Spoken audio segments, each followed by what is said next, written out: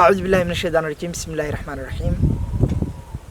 maanta waxaan joognaa xeer dhagaxley oo aan ku soo gabagabeynay safar dheer oo ka soo bilowday magaalada Galkacyo aan ku mareynay meelo badan oo taariikhi ah oo ay kamid tahay oo kamid ah degmada Hobyo waa magaalo qadiimi ah oo kamid ah magaalooyinka ugu faca weyn Soomaaliya iyo gobolada dhaxaba waxay ahayd magaalada kaliya ee ay isaga dambeeyeen labo boqortooyo oo boqortooyadii Ajuuraanka iyo boqortooyadii saldanada Hobyo ee Yuusuf Kennedy xilligaasna waxa weeye waxa aanu soo gaaray Talyaanigii markii laga qabsaday dawladnimada ayaan soo gaaray marka adiga 7 sano amal baan jiray maamulkii marka ka dambeeyay Soomaali u badnaa soo dhoofin jiray waxaana loo keeni jiray cadan waxa loo keeni jiray dharka iyo raashinka nooc kasta aade wuxuu gaari jiray ilaa Dhuuso Mareeb Beledweyne Cadaado Cabudwa Galkacyo uu gaari jiray magarad halkaas waxa ku aka ganacsiga Hobyaad halkaas ku lug lahaa wixii anagu aan dhoofin jirnay waxay ahaayeen xoolaha nool iyo harkaha iyo suuga iyo libaaxa waxa la geey jiray suuga iyo harkaha cadan baa la geey jiray libaaxa waxa la geey jiray Sinjibaar xoolaha waxa la geey jiray cadan baa loo dhoofin jiray ariga iyo looda geela lama dhoofin jiray magarad waxa laga keeni jiray badeecad wax walba leh markii kale ariga waxa loo dhoofin jiray Hargeysa ariga jarka ganacsato inta gartay Hargeysa loo lugaysi jiray Hargeysa laga soo gadi jiray Hargeysa waxa laga soo qaadi jiray wixii badeecad oo wadanka afaac samaynto qoryaha dhismaha timirta waxa laga keeni jiray badeecada soo degta أول لو قولي كذا بدأ عالم مثل لك أنا أول لو قولي كذا بلدوينا لو قولي لو سمر هبا لو قولي واحد لو قولي البوس هذا سياري إلى الليل أيها لو قصة سفري سوما أرتا ماشاني ساسي قناع صغيري كوهد وحاجري مركا waxa laga dhigi jiray waxa ummadii ay qaadatay laakiin dad yar uu yaqaanay waa badda shaqadeeda ama badan la wado ama kalluun laga qabto ama libaax laga qabto shabaaga laga dhigo waas shabaaga badan waa kii alwaax ka sameeyay waxa jiray marka libaaxa laga qabto shabaabku qabtaan jasiiradda yiraahdo Zanzibar oo Tanzania ayaa loo dhoofin jiray halkaas doomuhu waxay ka keeni jireen iyaguna badeecad hadba wixii loo baahdo raashin ay lagu soo qaadi jiray haddii ilaahay ku leeyahay cadan waxa loo qaadi jiray subaga iyo harag iyadana waxa laga soo qaadi jiray badeecad dhar aw badnaado dadku dhar ma jirin waa 7 sano oo Ingiriisku joogay baahi iyo dhib iyo arad hargaha la qaadi jiray hargaha dharka si kooban marka degmada Hobyo xilligan degmada Hobyo waxay kamid tahay magaalooyinka Korea waxay kamid tahay deegaanada kooban ee Soomaaliya ee ka socdaan mashaariicda isku tashiga wadada isku xirta Galkacyo Hobyo waa isku tashi dekada Hobyo waxa ka socda mashruuc isku tashi ah waxa xoog ku leh Sutaga Baraarug Corporation oo ah Sutaga ganacsi oo sameeyay horumar fiican oo kamid yahay haatan in ay hirgeliyeen inay dekada Hobyo wax ka dhigi karaan shirkadan waxaan ka ahay agaasime shirkadan Baraarug Corporations ayaa la yiraahdaa waxa la aasaasay sanadkii 2019 adigoo sanad iyo bar wax yar baa dhaafay alxamdulillah shirkadda maantay waxaa ka tirsan saamiley gaaraysa ku dhowaad 1500 qof dadkaasuna ay ka kooban yihiin Soomaalida degta Saylac iyo xuduudda Kenya inta ka dhaxaysa shirkaddan ujeedka loo aasaasay waxa weeye in baahiyo soo jireen ah oo Hobyo iyo Galmudug ay qabtay oo ah baahi dekedeed in intii karaankayaga aanu ka geysano in dadka halkan ku nool bariiska ay cunaan oo halkan ka soo dago dadka halkan ku noolna ay shaqo helaan noloshooda wax lagu soo kordhiyo ilaahay fadligii dhaqdhaqaaq ganacsi baan halkan ka bilownay halkan badeecad soo dejin ah haday noqoto baabuur haday noqoto bagaash iyo haday noqoto raashin iyo wixii kale la halmaala deegaankan insha Allah waxaan doonaynaa in bilaha soo socdana in doonyo hadda iyagu maran bay noqonayaan laakiin waxaan ka shaqeeynaa halkan in maxjar xoolaad laga dhiso oo xoolaha caafimaadkooda la xaqiijiyo iyagoo warqad caafimaad wata biyo iyo cawsna wata halkan ay ka dhoofaan hadii alla idmo bilaha soo socda inta waxa dheer in labada sano soo socota aan doonayn insha Allah xaafad standardkeedu sareeyo oo maaragtay waxbarasho tayo leh laga helo adeegyadii bulshada u baahneed sida xarumo caafimaad sida maaragtay waxbarashada sidaan xusay dadku meel ay ku nastaan oo isku yimaadaan oo dalxiis u yimaadaan meel carruurtu ay ku cayaaraan maaragtay ganacsi horumarsan oo wado high street ay meeshu yeelato wado ganacsi kale inay yeelato hadii la idmo arrimahaas dhan baan ku hawlanahay dadaala waa gaara ay Soomaalidu tiraahdaa waxay leedahay argooyin cajiib ah oo ay ka mid tahay doon banaanka taala arga kale oo dhisan oo doon saaran tahay waxa kale ku arkaysaa aathartii tower laga hagi jiray maraakiibta oo isaguna meesha ku yaala waxaas oo dhan marka isku soo xoorisid haatan horumarka socdaa wuxuu ku tusayaa inay socoto horumar qurux badan bismillaah waxaan galabta joognaa magaalada Xeer Dhagaxley waxaan noo soo idlaaday safarkii aan ka bilownay Gaalkacyo aan ku maraynay magaalooyin badan oo taariikhi ah waxaan marnay gawaan oo ku caan ah Lajir dadku sida u yaqaanaan iyo sidaan xogteeda ku helnay laba kala tahay Lajir waa laba godka caanka ah oo fooda hore haysta ma ahana waa god kale oo gadaale muuqaaladan ka soo duubna baan inagula wadaagi doonaa Lajir dadku waxay u yaqaanaan inay tahay meel taariikhi ah oo sheeko caan baxda Soomaalida dhexdeeda ka caan baxday laga soo wariyay Lajir waxay ku caan tahay wiil iyo gabar iyo laba qolo Soomaalida kamid ah oo markaas xurguf dhex martay Lajir sida dadku sheekooyinkooda u buubuniyaan ma aha sida saxda ah waxa ka dheehan doontiin muuqaaladeena soo socdaan la wadaagi doono askartii Ali Yuusuf oo Hobyo joog jirtay bal oo jirtay ordi soo cuna dadkan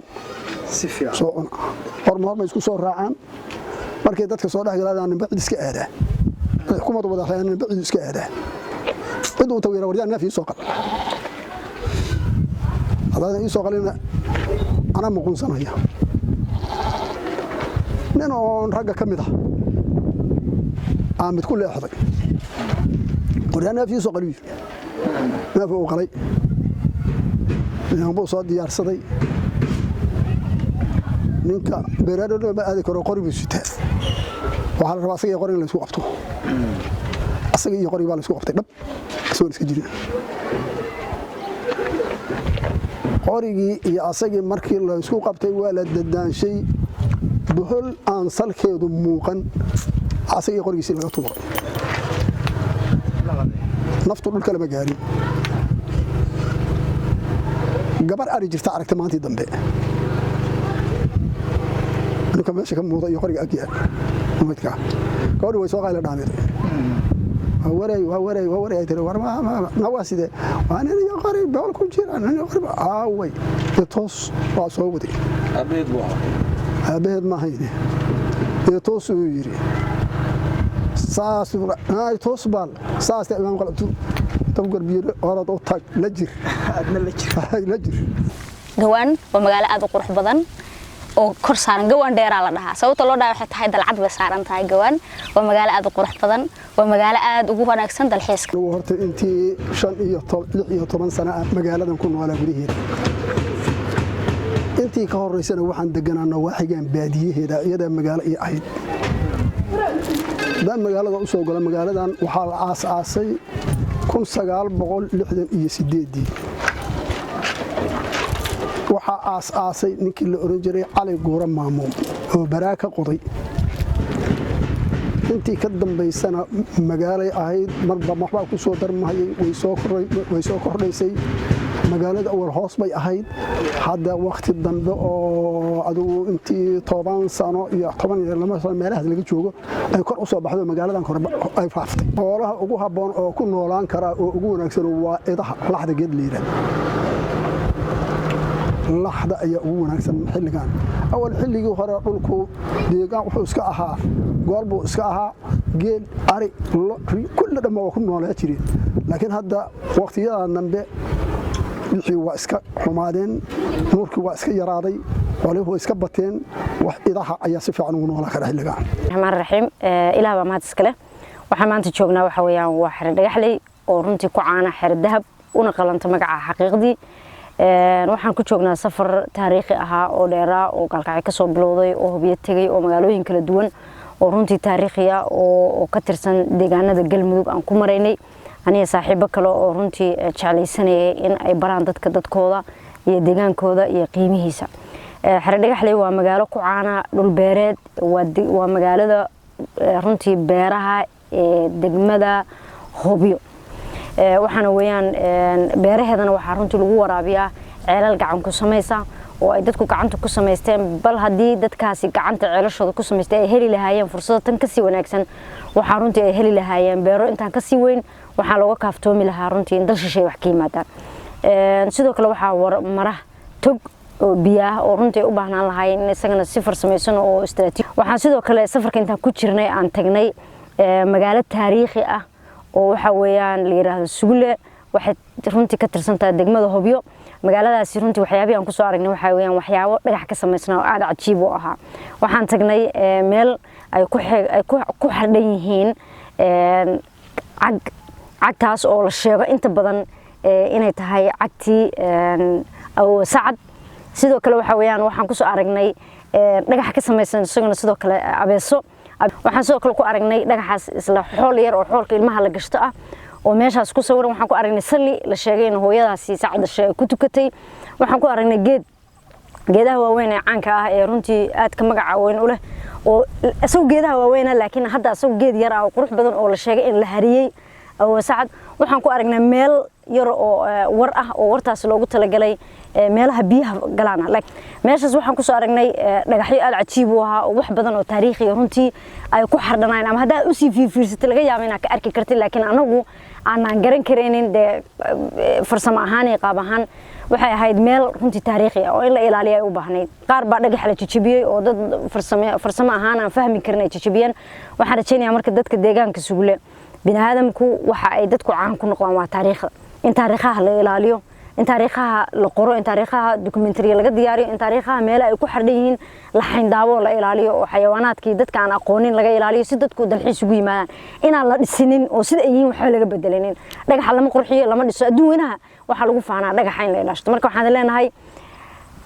safar qurux badan dalxiis wacan saaxiibo wanaagsan safar fudud waxa weeyaan farxad iyo damaashaad dalka quruxa dalka nabada horumar oo bilaahi tawfiiq asxaabta ila wadaagtay safarka ila raacday oo kaalka ayaan iska wada raacnay oo tiim asxaab ah inaan kaalka iska wada raacnay waxaan ku wajahnahay degmada Hobyo qaasaan anigu wadada gobaan in badan mari jiray ayadoo wadada dhisantay iyadoo dhisneenba hadda safarka ila wax nagu fududeeyay waa wadada gob oo la dhisay wadada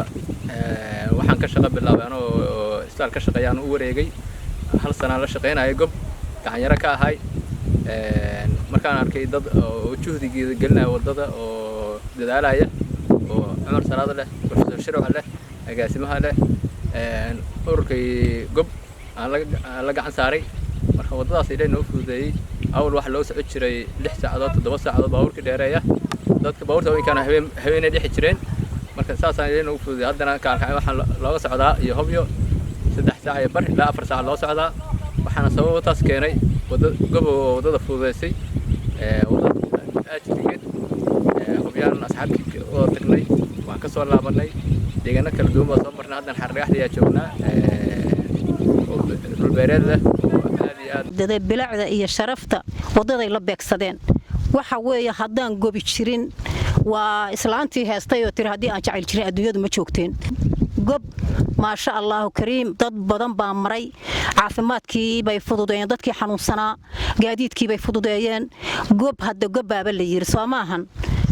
gob awalna shalay waan garab haddana waan garab taagannahay marka waxa weeye hanaanka iyo quruxda wadada halaasiga gobba u horseeda wadankeena horumarkaas haddaan gobi imaan waxba lama qabteen dhalinyarada yaryarina gob ha ku daysadeen yayna daalin yaynan caajisin waxyaabo haddana wadanku u baahan yahay baa jirta dhismadeedana hadda waa u jeedaan wadadan waa u jeedaan wanaageeda niman ducaysan baa naftooda u huray oo naftooda hurayaala gob nima la yiraahdo baa naftooda u huray intii oon ilaa 6 sano 7 sano meeshaas qorax iyo qobo u jiifay in walba dadkiisii dunyadiisii hantidiisii inta ka soo tagay marka dhaxalkaas bay reebeen markaas waa ducaysan yihiin bismillaah safar qaatay maalmo kooban ayaan soo gabagabeynay xardhagaxley waxay ila socotay asxaab aad igu qiimo badan safarka intuu socday waxaa booqannay meelo kala duwan meelo taariikhiya meelo aad u qurux badan haddaan ka hadlo safarka waxaan ka xasuusto wasiil oo ah magaalo soo koraysa bilic qurux la soo koraysa dhalinyaro fiican dhalinyaro firfircoon runtii waxaan ka xasuustaa in meeshaas aad loogu soo dhaweeyay dhalinyaro qalbi furan aqoon-yahaniin ah inay aad noogu soo dhaweeyeen magaaladana ay tahay magaalo markaan soo korayso bilicdeeda iyo quruxdeeda waad arki doontaan muuqaaladeena ku arki doontaan sidoo kale safarka intuu socday waxaan kaloo la kulannay amaan tagnay qararow waa magaalo qadiimiya waa magaalo aad u qurux badan ayadana joogaan abwaaniin Soomaaliyeed ayaan kula kulannay taariikho badan ayaan kala kulannay abwaanka taariikho badan ayuu noo sheegay asagana waxaan muuqaaladeena ayaad uga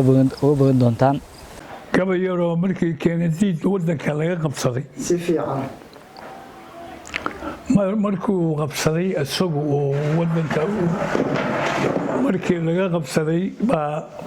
talyaani oo wada wadanka ka saaraya oo gumeystii markuu yimi ayuu wuxuu leeyahay nin abwaan ah baa isagoo la xiriirinaya arkay markaasuu tehgabaya ku tiriyo wuxuu leeyahay afka qoolle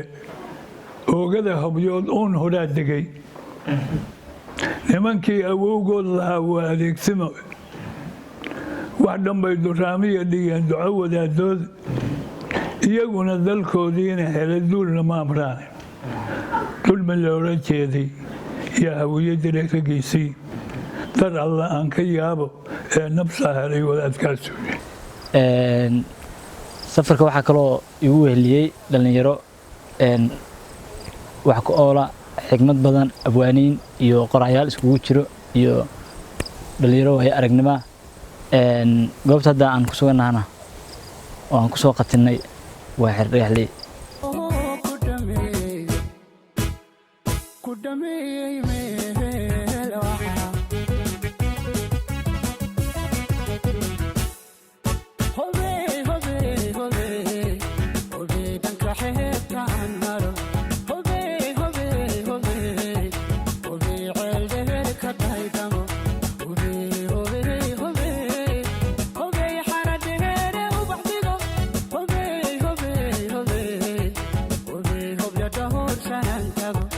Hobi hobya tahur shanantago